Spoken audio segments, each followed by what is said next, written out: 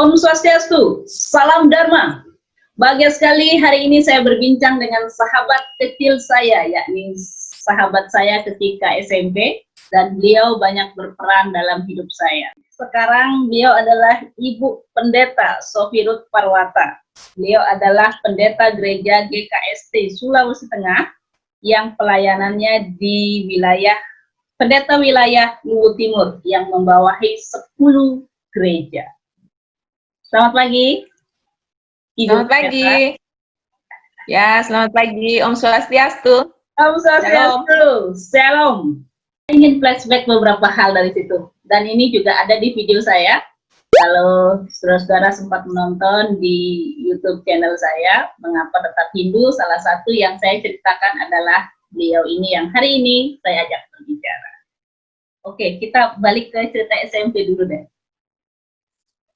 Ada 2 kejadian yang saya ingat sekali waktu SMP. Terkait dengan Ruth. Yang pertama, benar di video saya bahwa saya itu kagum dengan seorang di mana kita masih SMP loh, anak-anak yang mungkin baru tamat SD kan ya, masih anak-anak benar. Hal-hal kecil seperti melawan rasa takut di malam hari. Nah, Ruth itu selalu berkata bahwa Tuhan lebih besar. Saya banyak ingat cerita-cerita itu banyak berpengaruh terhadap saya akhirnya. Dan itu juga menimbulkan kekaguman saya terhadap Ruth dan terhadap Kristen sebenarnya. Nah, suatu hari aku dari pagi kayaknya nggak ada kegiatan gitu, ya nggak ada belajar. Aku di perpustakaan, terus siang-siang mungkin sudah mau pulang gitu, sudah siang, aku cari Ruth, terus aku sempat bilang begini waktu itu, Ruth, saya mau masuk Kristen. Ingat nggak? Ingat.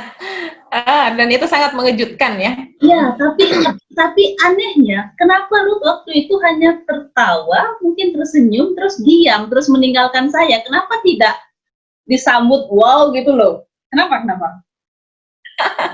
Iya, apa ya?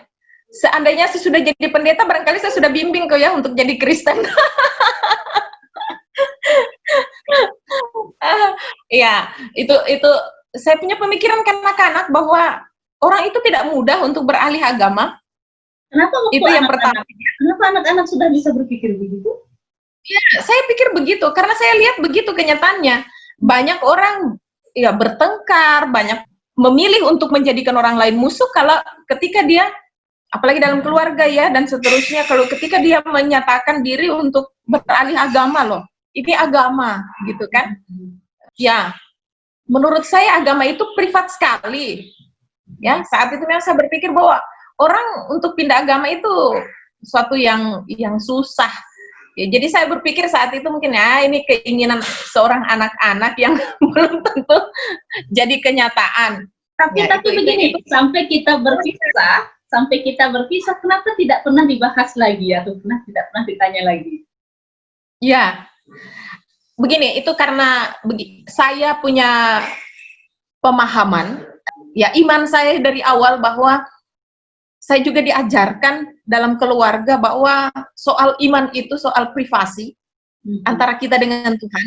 Kemudian ya karena itu privasi, jadi saya punya pemahaman dari awal bahwa seseorang itu menjadi Kristen itu urusannya dengan Tuhan gitu. Itu urusannya dengan Tuhan. Kalau Tuhan panggil dia pasti jadi seorang Kristen. Gitu saja anunya sebenarnya pemahaman saya waktu itu. Padahal kan saya adalah bintang sekolah, bukan hanya bintang kelas loh ya. Saya bintang sekolah, saya juara umum terus. Jadi istilahnya bintang cemerlang begitu loh yang menyatakan, Ruth, saya mau masuk Kristen.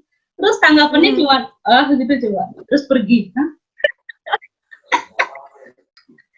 Oke, kejadian kedua yang berkesan, begini, di balik semua kejadian nakal-nakal ya, waktu habis hari raya Nyepi, kan libur Nyepi tuh, habis itu kemudian kita masuk kerja bakti, ya. Terus aku lagi nyapu, terus Ruth datang, nanya gini, gimana puasanya, sukses gitu, terus aku tuh cuma kayak gini doang, anak-anak.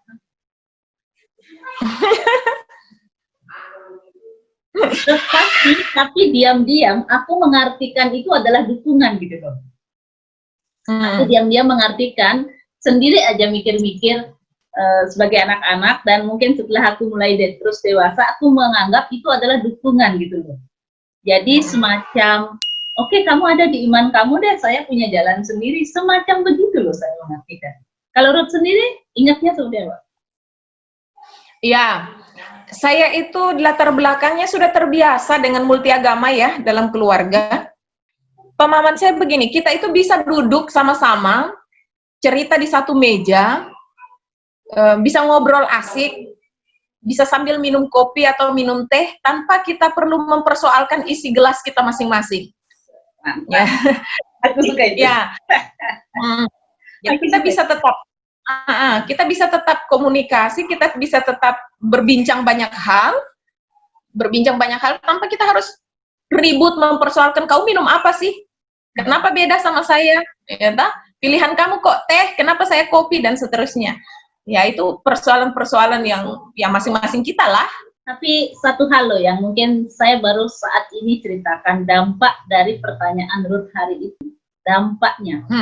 Mulai hari itu dan seterusnya sepanjang setiap tahun sampai kemarin 2020, saya tidak pernah absen satu kali pun setiap nyepi untuk puasa 24 jam dan untuk munabrata tidak berbicara 24 jam.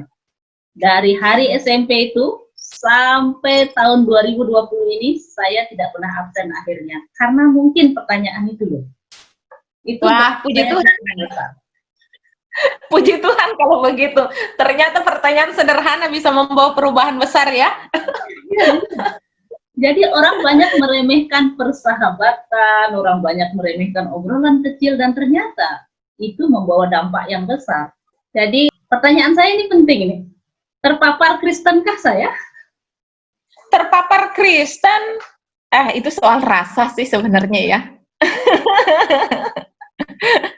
Soal rasa.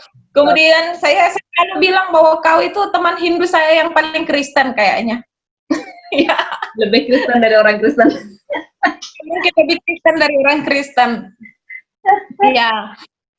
Kalau menurut seperti itu, kenapa kekristenan itu kan intinya adalah kasih ya. Oke. Kasih. Ya, itu ajaran utama dan ajaran utama kekristenan. Jadi setiap orang yang hidup dalam kasih, menurut saya dia adalah seorang Kristen. Berarti walaupun dia tidak menjadi Kristen.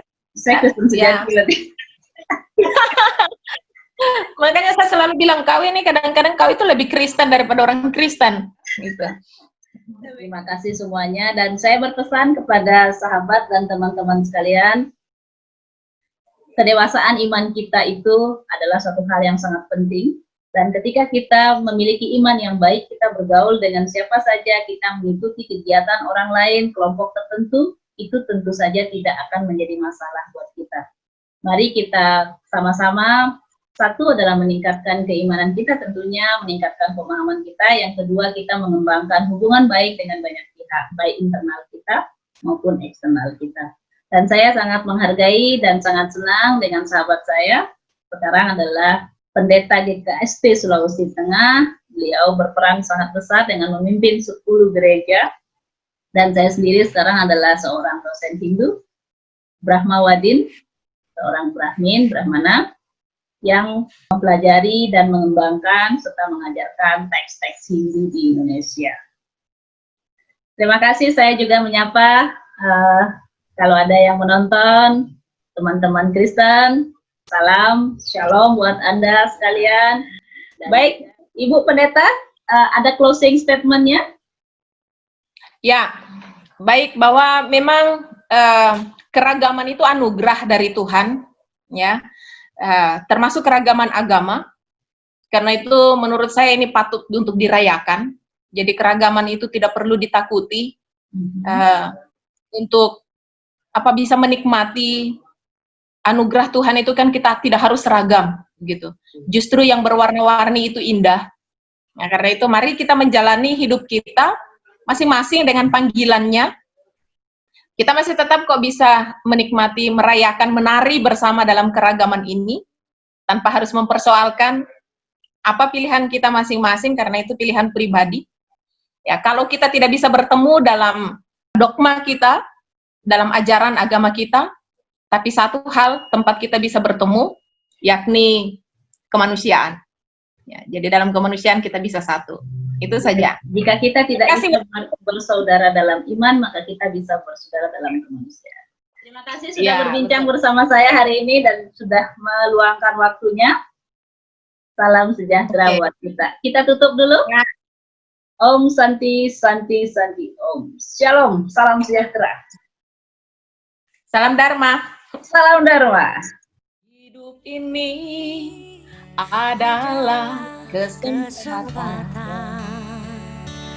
Hidup ini untuk melayani Tuhan. Jangan sia-siakan waktu yang Tuhan beri. Hidup ini harus jadi berkah.